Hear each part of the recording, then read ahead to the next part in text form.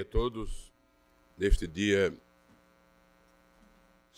18 de novembro de 2025, precisamente às 8 horas, declaro aberta a sessão desta primeira Câmara Civil do Tribunal de Justiça do Estado do Rio Grande do Norte. Informamos que os processos com extensão de quórum, como também aqueles vinculados ao desembargador Cláudio Santos e à desembargadora Marta Daniele, não serão julgados nesta sessão, em razão de ambos os magistrados encontrarem-se em período de férias.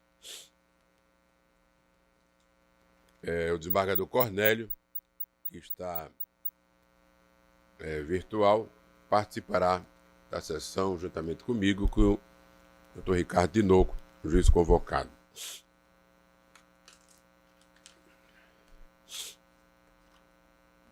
Ato da sessão anterior, todos aprovam?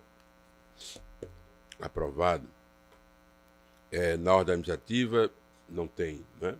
Alguma proposição? Doutor Ricardo, alguma proposição? Desembargador Cornélio, alguma proposição? Estamos sem ouvir o desembargador Cornélio. Ele entra já.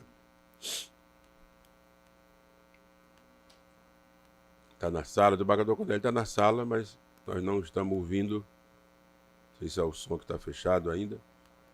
Talvez o som esteja fechado. Desembargador Cornélio, se estiver nos ouvindo, por gentileza, abrir seu som. Não estamos ouvindo Vossa Excelência.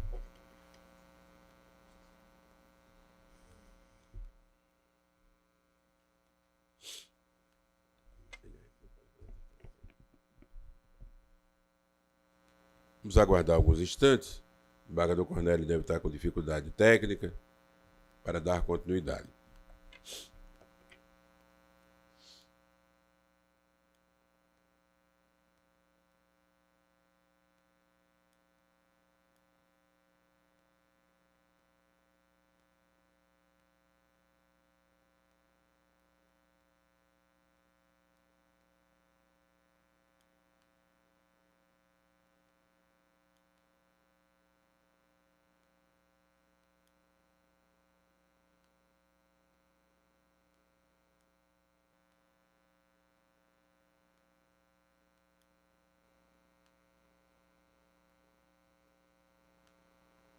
Oi, desembargador Dilermando, está me ouvindo?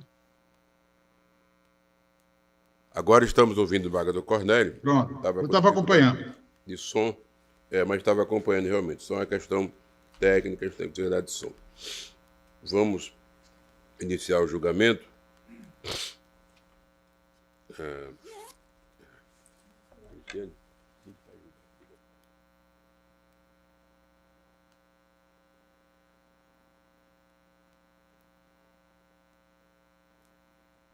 Como sempre, iniciando o julgamento pelos advogados presentes. Só consta aqui o 26. 26 do advogado Bruno Costa, é isso? 26 da relatoria do desembargador Cornélio, não é?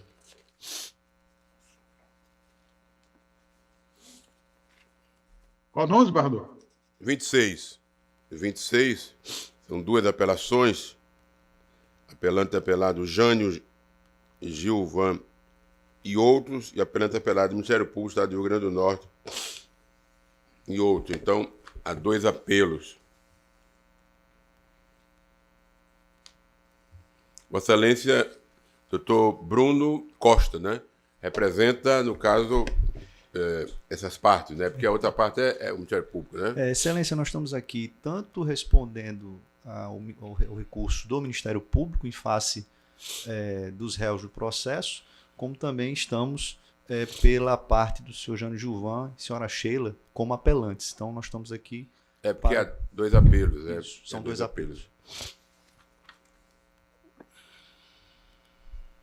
Inclusive, até suscita uma questão de ordem com relação ao tempo. Se será deferido um tempo a maior ou não, porque são realmente muitos réus e muitos demandados nesse processo. Mas a legislação não prevê, não é? Independente da quantidade, a legislação prevê 15 minutos, não é? Porque se fosse assim, então passaremos tudo.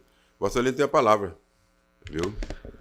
Inicialmente, bom dia a todos que se encontram, excelentíssimo senhor desembargador Dilermando, aqui presidindo a primeira Câmara, senhor desembargador Cornélio, que nos acompanha, relator deste processo, senhor desembargador Ricardo Tinoco, representante do Ministério Público, colegas aqui presentes, serventuários.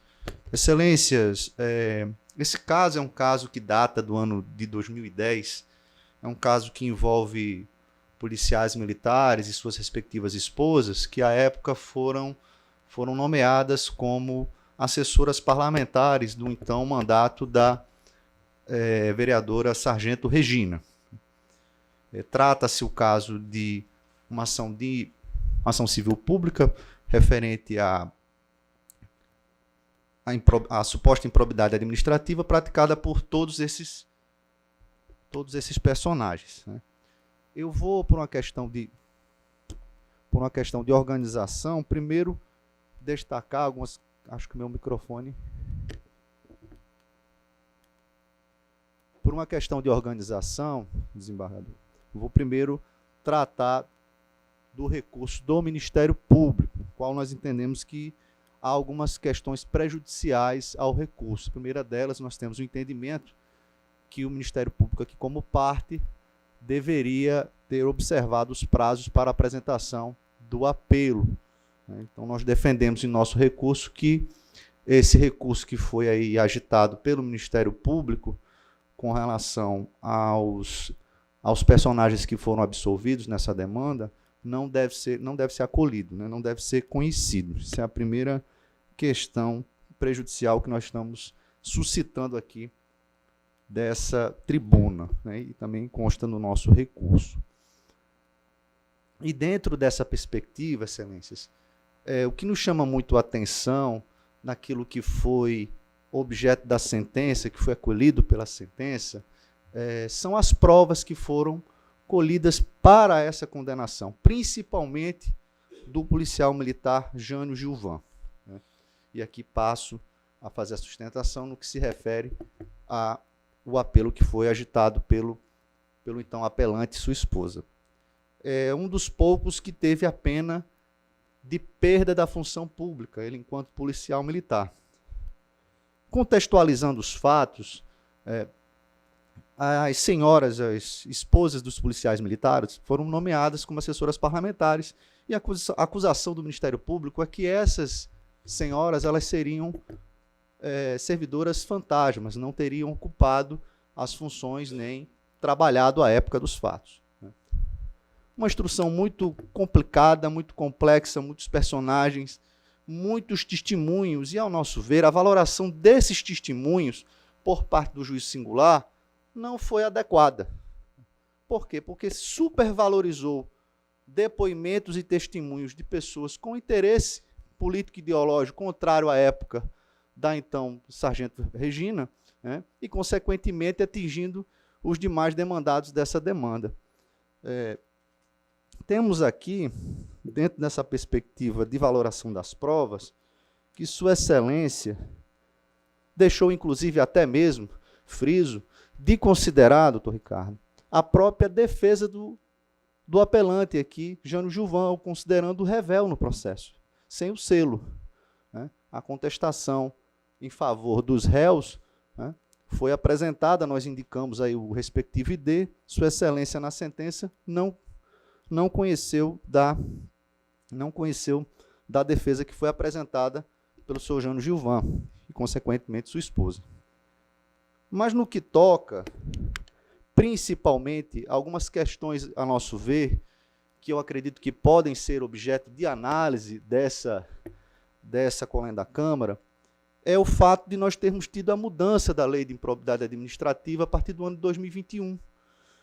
Essa lei ela traz algumas obrigatoriedades, como, primeiro, dentro da perspectiva de análise dos fatos, daquilo que foi posto como acusação, ser analisado dentro de uma perspectiva de ações dolosas praticadas por todos esses personagens, né?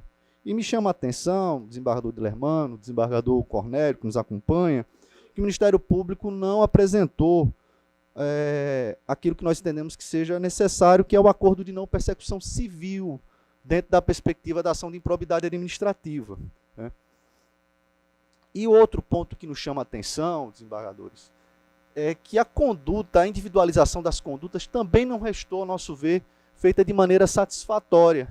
A gente percebe que muitos fatos que são atribuídos à personagem principal desse processo, que é a então vereadora Sargento Regina, acabam sendo tragados pelos outros personagens, principalmente o senhor Jânio Gilvan, que é um personagem, um policial militar de conduta ilibada, quase 30 anos de função pública, nenhum ato de indisciplina ao longo de toda a sua carreira.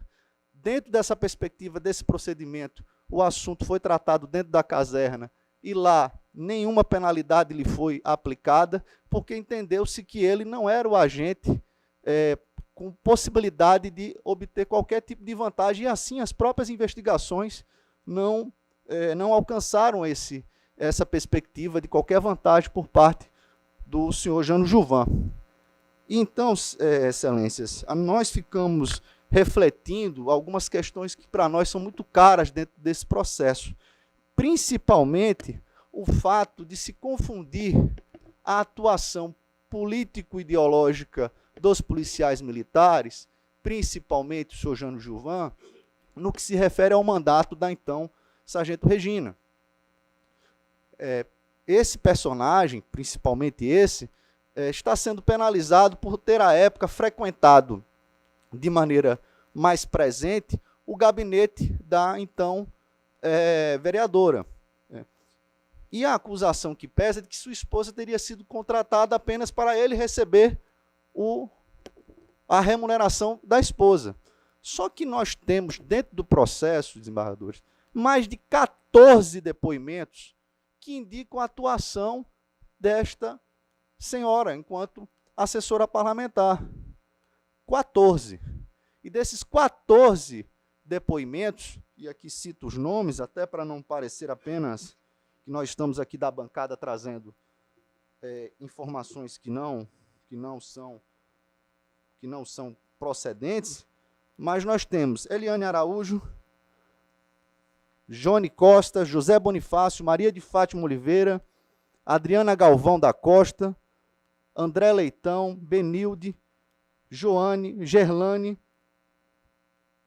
Gil Xavier, várias testemunhas, vários declarantes que apontaram justamente para a atuação desta personagem no exercício da sua função. E à época dos fatos, excelência, nós estamos falando aqui de 2010, né, a Câmara Municipal não possuía ponto eletrônico. E, inclusive, a legislação da época era muito clara no que se refere à atuação externa dos assessores parlamentares.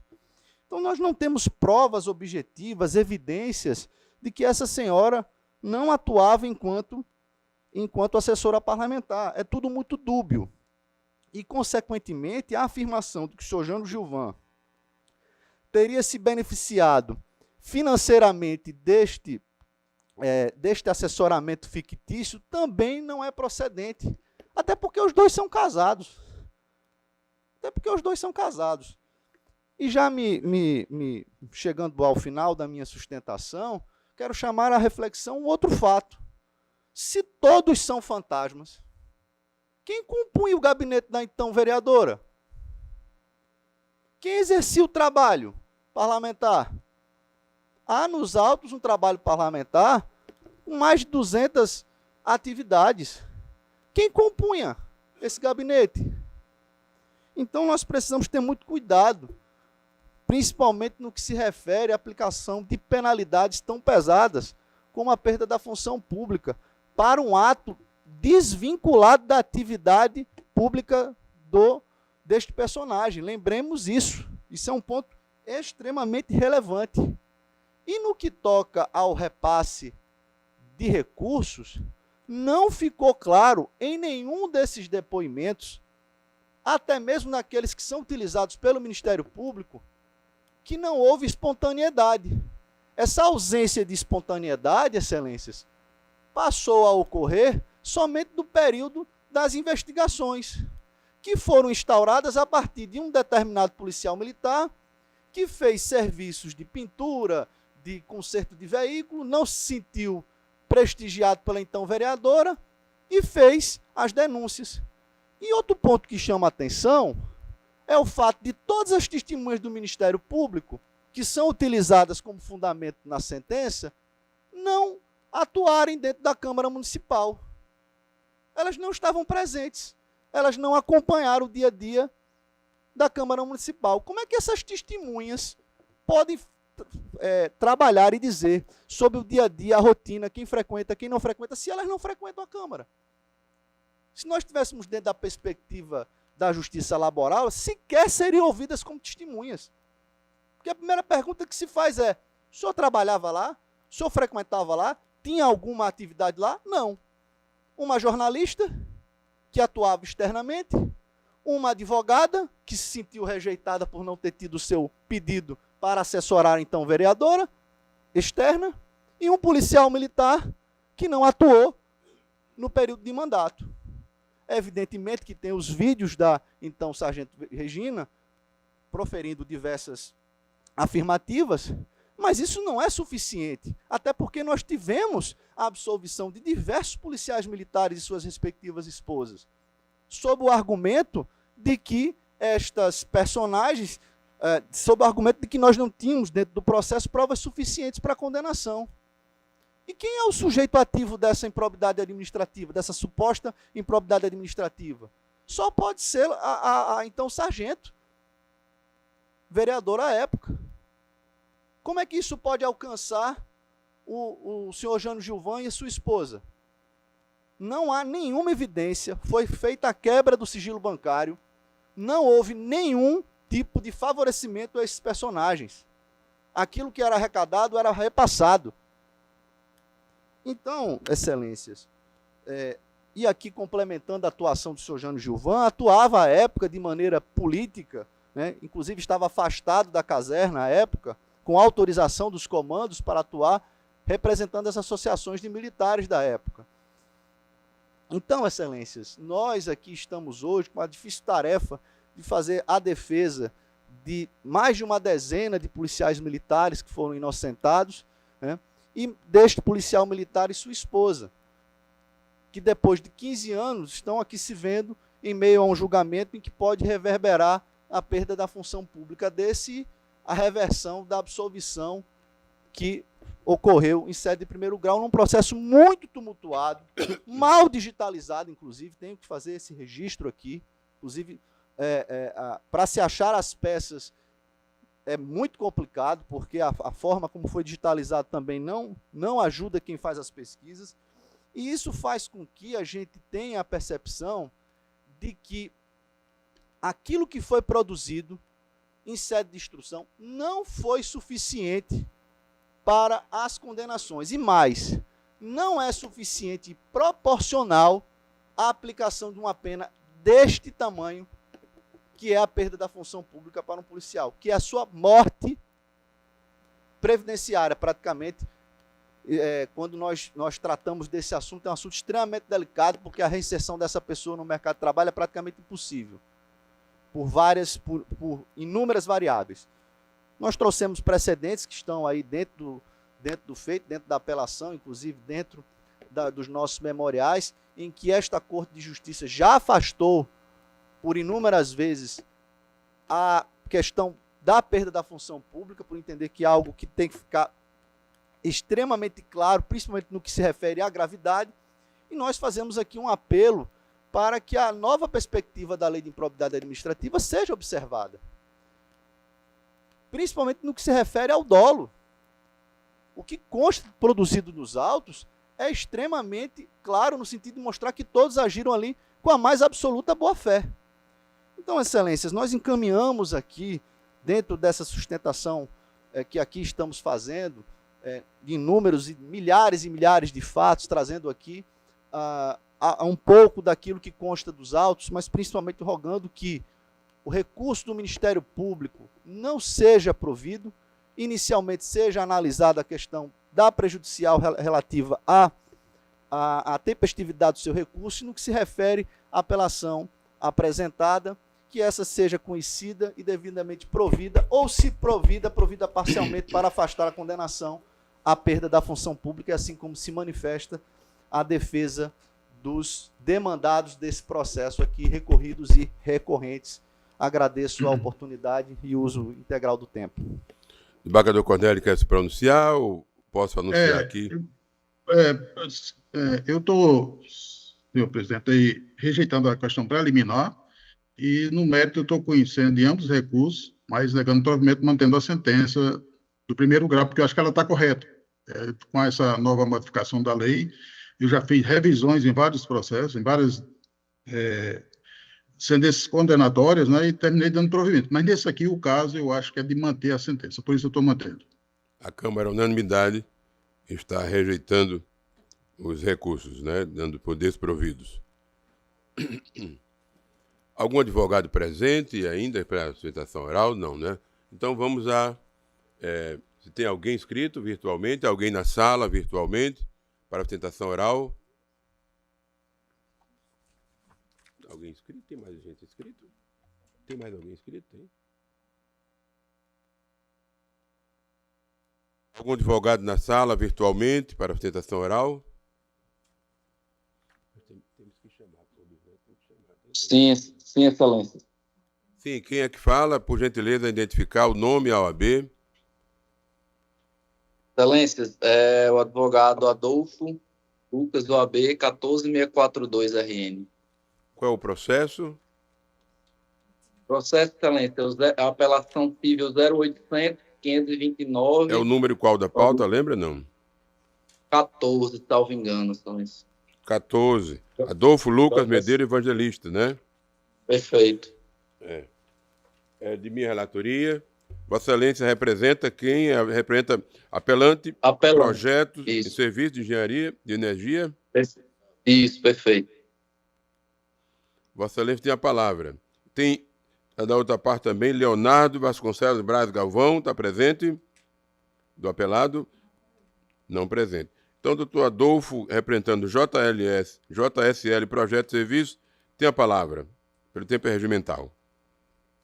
Obrigado, excelência. Bom dia, colenda da Câmara, nobres embargadores. Eu represento aqui a apelante JSL Projetos e Serviços de Energia Solar e buscamos o provimento do recurso. Excelências, eu vou ser bem objetivo. A minha constituinte, a apelante, ela foi inserida nesta demanda de forma absolutamente injusta, de forma desconexa com a realidade dos fatos.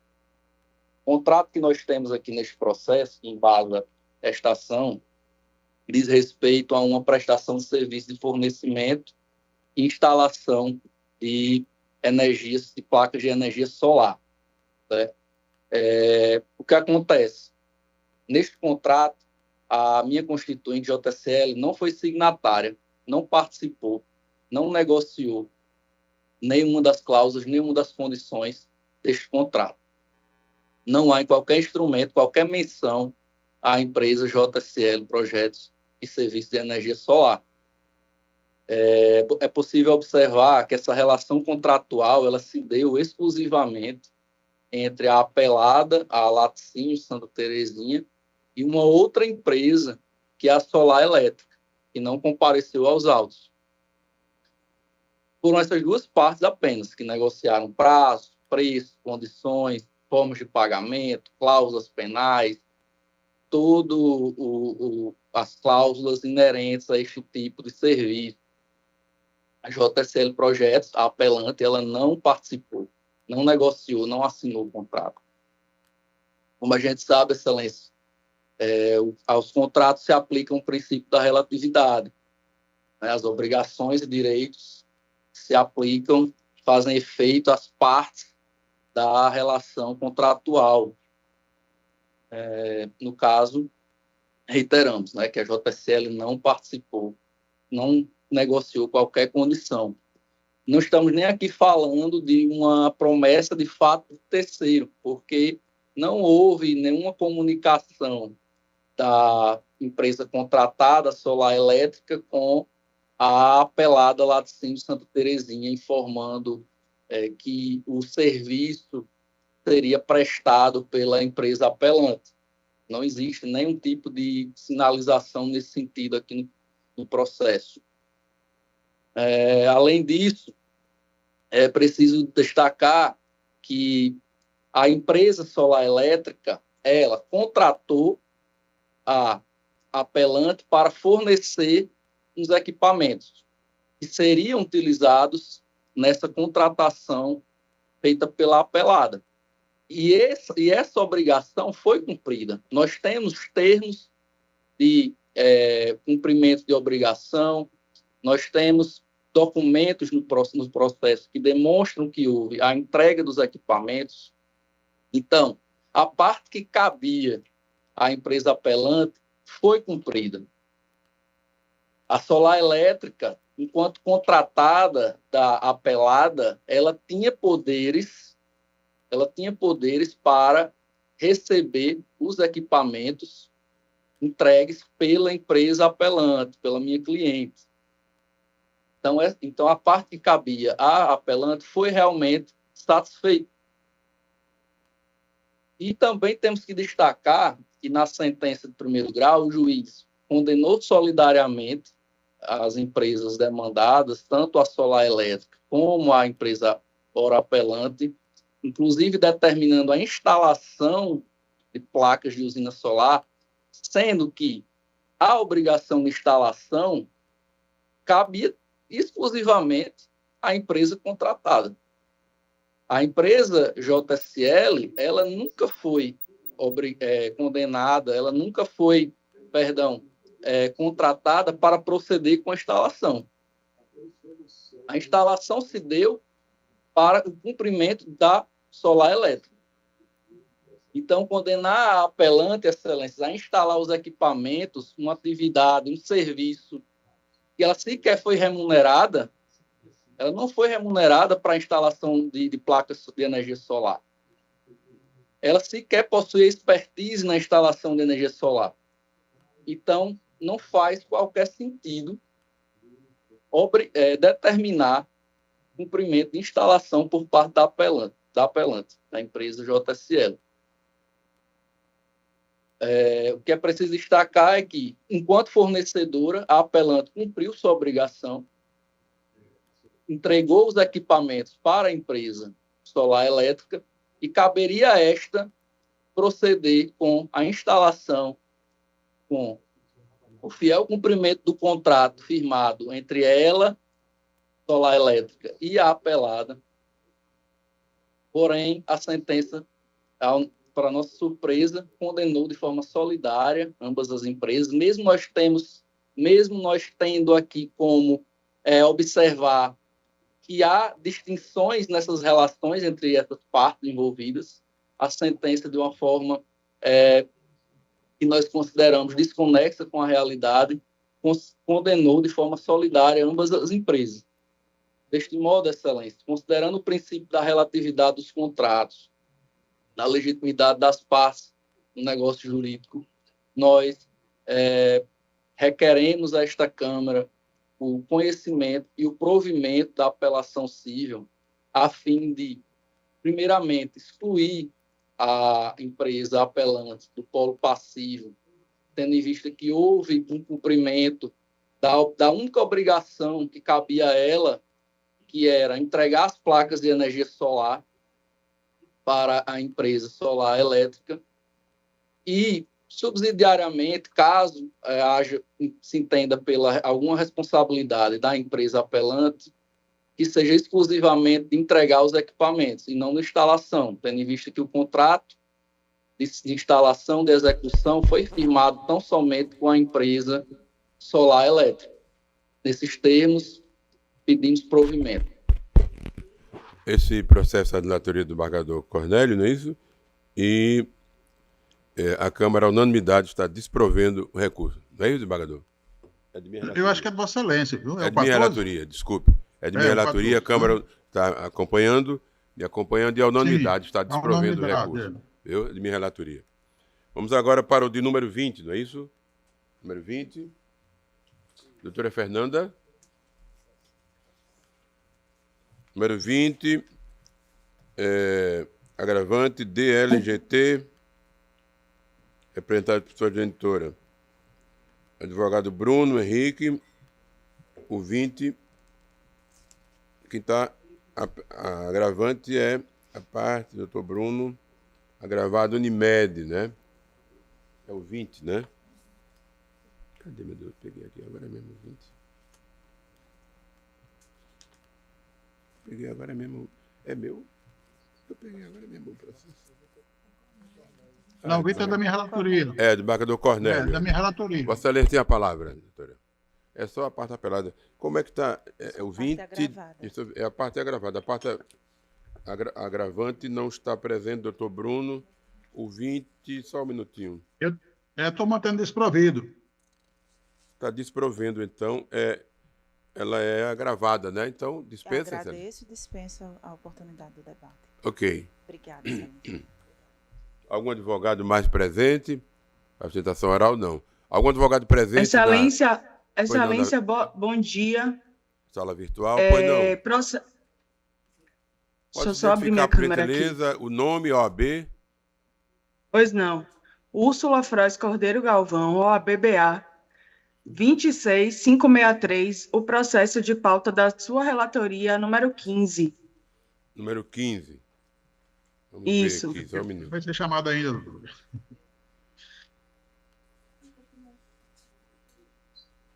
Número 15 de minha relatoria. Tem Vossa Excelência é o nome Úrsula, não é isso? Isso. Cordeiro Galvão e de outra OAB-BA. parte Cleciana Isso. Ponte de Melo Cartaz da presente. Apelante é Seral Otis, não é isso? Isso, a Seral Otis. Eu sou advogada da Seral Otis. Advogado do apelado está presente também, Excelência. Tá certo. A doutora Úrsula tem a palavra, pelo tempo regimental. Pois não, Excelência. Bom dia a todos. Eu saúdo a todos aqui presentes na figura do relator desse processo. Esse processo é de uma empresa apelante, no caso que eu represento, é a empresa responsável pela instalação dos elevadores, cujo contrato aí com a construtora Massai, que é a apelada, de 5 elevadores, num empreendimento de luxo na cidade de Mossoró, chamado Espásio de Florença. A ação versou sobre um possível atraso na instalação, montagem e instalação dos elevadores no empreendimento, e que isso acarretou débitos, prorrogação dos contratos, inclusive a construtora alega aí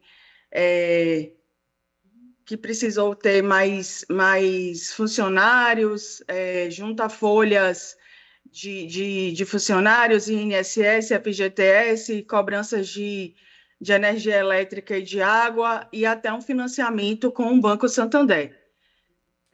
Os elevadores foram montados na medida em que foi possível, verificando-se que as normas e normas da ABNT, de segurança principalmente, naquilo que foi possível, a Seral Otis foi realizando a montagem e instalação dos elevadores, porque, inclusive, no contrato consta as obrigações do comprador, de que todas as normas de segurança, né, que constam aí na ABNT, pintura, istas de gancho, várias observações que devem ser feitas ali, que estão no Guia Geral do Construtor, que estão no próprio contrato celebrado entre as partes, que precisam ser sanados. Os elevadores só podem ser montados e instalados após sanadas todas essas pendências. Então, existe um relatório que os funcionários da Otis iam até a obra para poder fazer, chamado relatório de preparação de obra, e ali se verifica que muitos desses itens não estavam ainda pendentes, e que isso impedia de que os elevadores fossem montados. Quando foi possível, ainda que tivesse algumas pendências, porque muitas vezes os elevadores são montados quando não existe nem energia definitiva, a energia ainda é provisória, o aterramento ainda do empreendimento não está ok, mas ainda assim a Seral Otis vai lá e monta os elevadores. Nisso aí, como não existiam essas pendências, foi necessária uma prorrogação dos prazos para que os elevadores fossem montados. Então, o que ocorre? A sentença determinou, existia uma probabilidade de que os elevadores, de que o empreendimento, desculpa, estivesse pronto em fevereiro de 2018, quando, na verdade, a própria construtora, em defesas apresentadas em processos contra os adquirentes desses apartamentos do empreendimento, ela já prevê aquela carência dos 180 dias, né? Porque às vezes existe um cronograma e o cronograma, por óbvio, sai da rotina ali, não só por conta dos elevadores, mas por conta de vários outros fornecedores da obra. A sentença declarou que a Ceraotis deveria devolver aí todo o dano material que a Massai alega, que são esses custos com funcionários, que são custos aí de energia elétrica, com base em planilhas elaboradas aí pela Massai, de forma unilateral, sem comprovar de fato o que era folha de pagamento, o que era INSS, e que isso aí são gastos ordinários da própria obra. De fato, não é só por conta de suposto atraso por culpa da Ceraotis, que não é o caso, e que seria oriundo aí todos esses gastos por conta disso. Por conta disso, que apresentamos aí a apelação, né, contra a sentença proferida, até porque contratualmente, existe uma cláusula que veda o uso dos elevadores, porque a alegação da Massai é que precisava que os elevadores estivessem montados para finalizar a obra. Entretanto, no contrato veda essa utilização dos elevadores na obra. O elevador não foi feito para usar, para finalizar a obra, transportar porcelanato, transportar qualquer tipo de revestimento, porque a gente sabe que isso vai causar ali um desalinhamento, vai alterar a performance dos elevadores. Então, existe essa vedação contratual de que não seja utilizado para finalizar a obra, e que isso aí também afastaria toda e qualquer condenação da Ceraotis com relação a esses gastos alegados pela Massai. Além disso, a gente existe no processo, né, alguns indícios de que esses elevadores foram utilizados indevidamente, com restos de obra, entulhos, vazamento de água no poço dos elevadores, que são equipamentos eletromecânicos e que, em contato com água, vai causar problema. Isso aí já é após a instalação dos elevadores, e que demonstra que os elevadores foram utilizados indevidamente. Além disso, eu queria aqui chamar a atenção de Vossas Excelências ao fato de que foi um contrato de 5 elevadores no valor de pouco mais de R$ 1 milhão, e essa condenação hoje que existe imputada à Ceraotis de todo esse gasto aí de obra, sendo que todo é de conhecimento notório aí de todos, o quanto as construtoras não cumprem os contratos firmados com as partes adquirentes, no caso.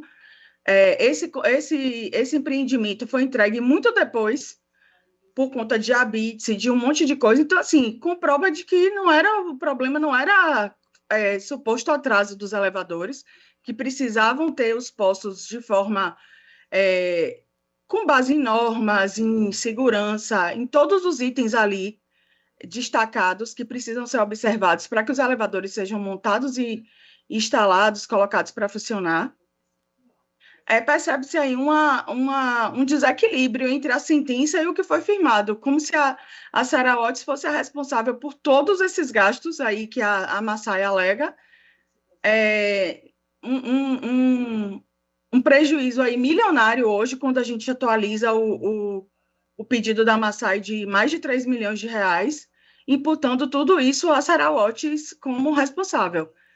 É por isso que, para finalizar aqui minha fala, a gente pugnamos pelo total provimento da apelação interposta. Só isso. Obrigada a todos. A palavra agora está com o advogado Massai, né? Isso, correto, Excelência. Doutora Bom dia a Cleciana, todos. Cleciana, é isso? Isso, Cleciana correto. Pontes de Melo Cartaz, tem a palavra. Só houve uma apelação, na verdade, né? Isso, a apelação é da Ceral Watts. Eu estou Só pela houve uma apelada. apelação. Vossa Excelência tem a palavra. Obrigada. Bom dia a todos da Colenda da Câmara, aos pais saúdos na pessoa do desembargador presidente Dilermano Mota, representante do Ministério Público, serventuários da Justiça e colegas advogados e a colega doutora Úrsula.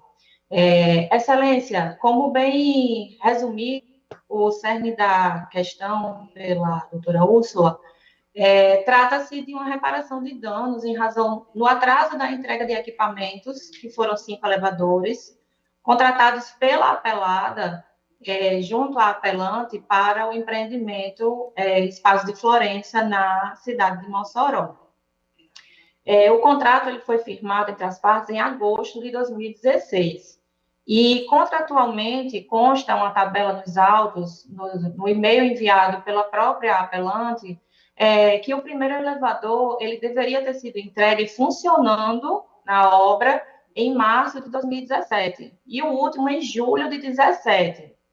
Contudo, diante do atraso, o apelante reaprazou as datas de entrega desses maquinários em julho de 2017, na data em que o último elevador deveria estar sendo entregue na obra. Porém, mesmo diante desse novo aprazamento, dessa nova programação das datas, a Ceral Watts não honrou com os prazos ali descritos.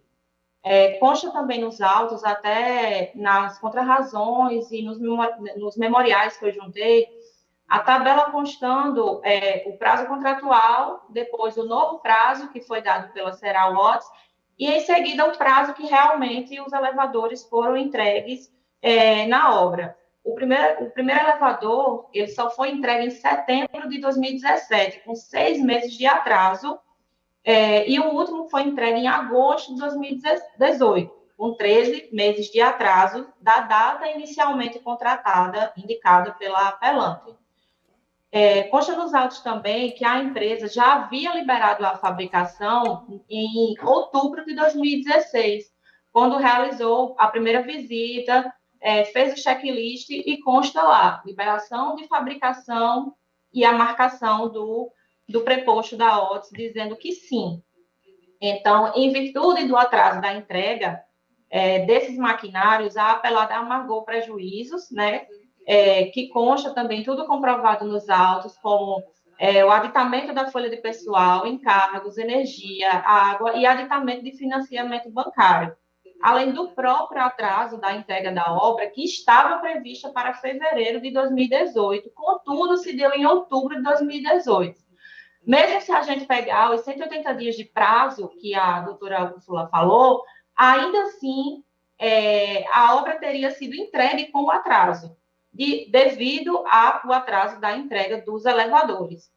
A gente sabe que o ramo da construção civil ele é um ramo muito específico e praticamente feito à mão, né? E o empreendimento Espaço de Florença, ele consta com mais de 20 andares, excelências, e são 2 torres. E, assim, os elevadores, eles tinham que estar na obra para poder finalizar os demais processos construtivos, que é a finalização da fachada, pastilhamento, fechamento da fachada da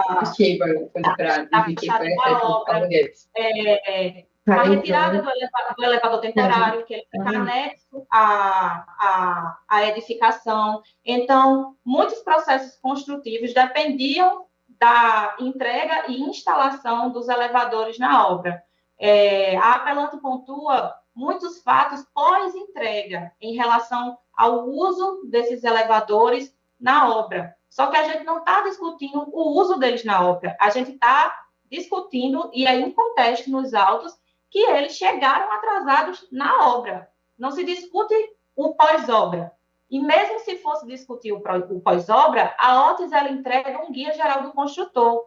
Como a gente bem pontuou no caderno processual, ela não proíbe o uso do maquinário na obra, ela apenas não recomenda. E se for usado, como consta no próprio Guia Geral do Construtor, a empresa tem que fazer um contrato de manutenção. E esse contrato ele foi feito pela empresa apelada.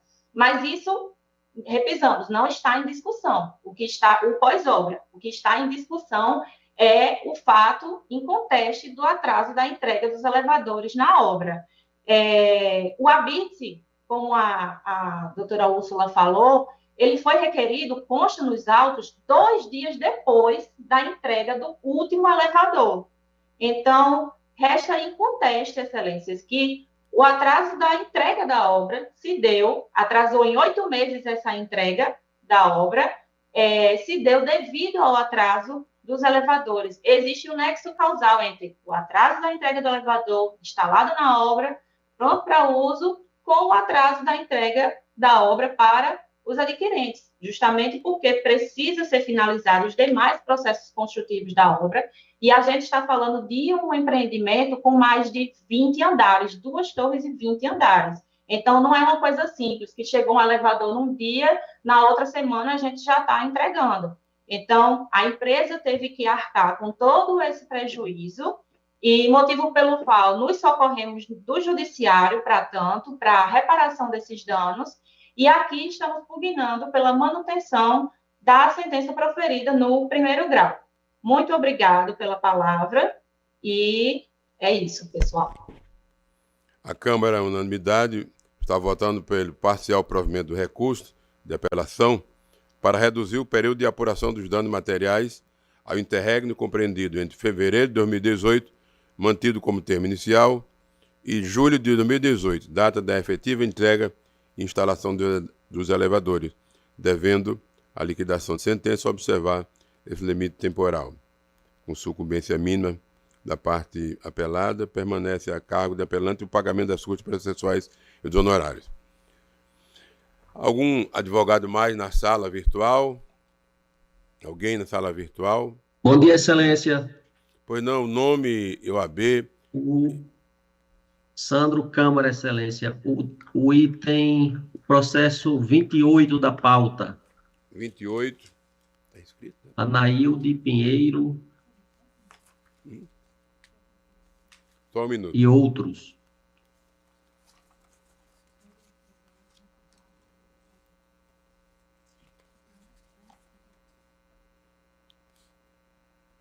É Vidagno. O Dagno Sandro Bezerra Câmara, né? excelência. Apelação, Isso, o apelante é Anaílde. Apelante é Anaílde. Anaílde Pinheiro Costa e outros, excelência. Certo. Relatoria do embargador Cornélio.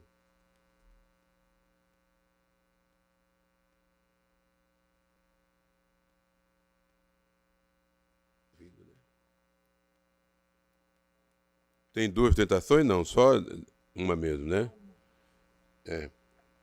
Veja que está a unanimidade. Só um minuto, doutor. Falamos pelos apelantes.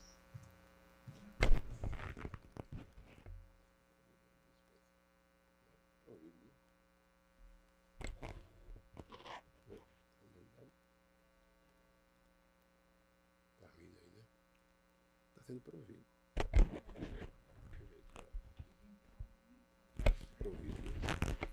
O recurso está sendo provido à unanimidade pela Câmara. Vossa Excelência ainda fará a sustentação? Não, excelência, eu dispenso.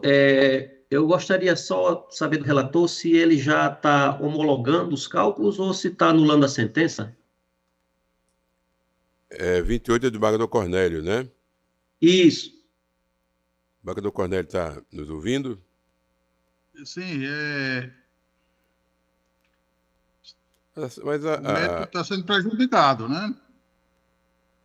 Cumprimento individual de sentença, gratificação de técnico de nível superior, GTS, né? Prescrição, inexigibilidade de título, ação coletiva de cobrança, citação válida, trânsito em julgado, título executivo, e o recurso o mérito está sendo prejudicado. Ok? Julgado. Ok, excelência. Julgado. Algum advogado mais na sala virtual? Ninguém? Presencialmente não temos mais. Tem? Bom dia, desembargador. Nome, por gentileza, Isabel Fernandes. Eu gostaria, porque eu estou em 2 sessões, na outra Câmara também, eu gostaria só de saber se o 081-7101, dígito 14, já foi proclamado o voto. Não, ainda não. Nós estamos chamando, porque Ok. nós chamamos inicialmente o advogado presente, agora é a doutora Maria Isabel, não é isso? Isso?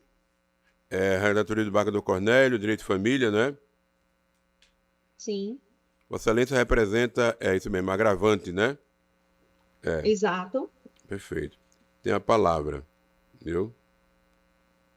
Bom dia, presidente, desembargador Dilermano, bom dia, nobre relator, desembargador Cornélio, demais presentes, membro do Ministério Público, colegas aí presentes e que assistem virtualmente. Trata-se de um agravo de instrumento interposto em face de uma decisão que obriga o meu cliente, após a fixação dos alimentos, no percentual de 30% dos rendimentos dele, essa decisão onera o agravante ao pagamento ainda do plano de saúde dos 2 filhos. Lembrando que nós temos uma decisão primária que fixa alimentos em 30% dos rendimentos. Posteriormente, nós temos mais uma decisão judicial que reconhece o direito ao percebimento de alimentos de natureza compensatória para a ex-consorte no patamar de 1 salário mínimo.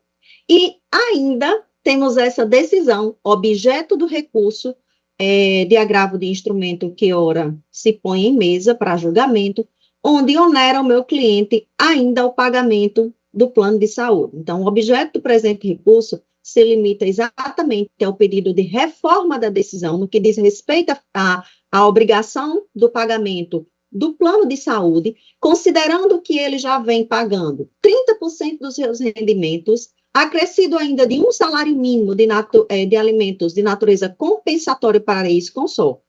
Por quê? Porque quando fazemos essa somatória de valores, nós temos um comprometimento de 40 e alguma coisa, eu vou fixar em 40 para menor, 40% dos rendimentos do agravante.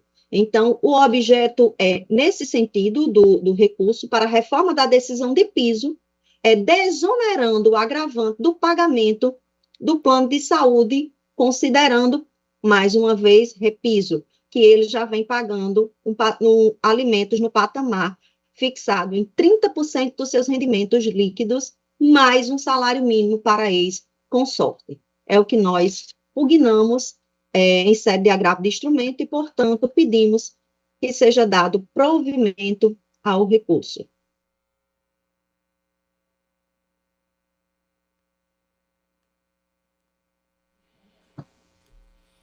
Da relatoria do embargador Cornélio, né?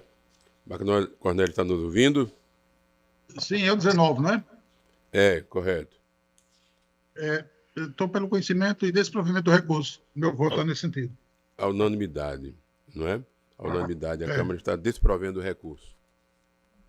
Algum advogado mais votado? Algum advogado 19 votado? Algum advogado mais na sala virtual? Alguém inscrito mais? Felipe Medeiros, né? Algum advogado na sala virtual? Os presentes já foram.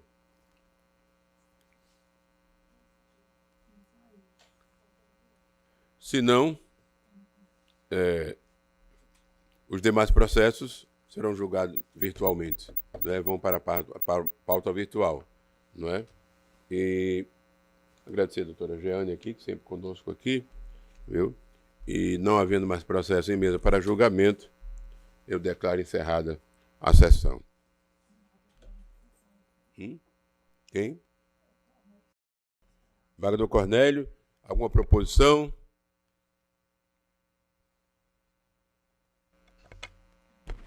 A parte administrativa propõe moção de congratulações à Ilustríssima Senhora Renata Morgana Miranda Braz Mota, esposa de Vossa Excelência, pelo transcurso do seu aniversário que ocorrerá no próximo dia 23. Muito obrigado, Excelência. Eu me associo, presidente. Muito obrigado. Muito obrigado. Doutor Ricardo, alguma proposição? Eu também não tenho, então, realmente, muito obrigado. Agradecendo a todos presentes virtualmente, dou por encerrada esta sessão.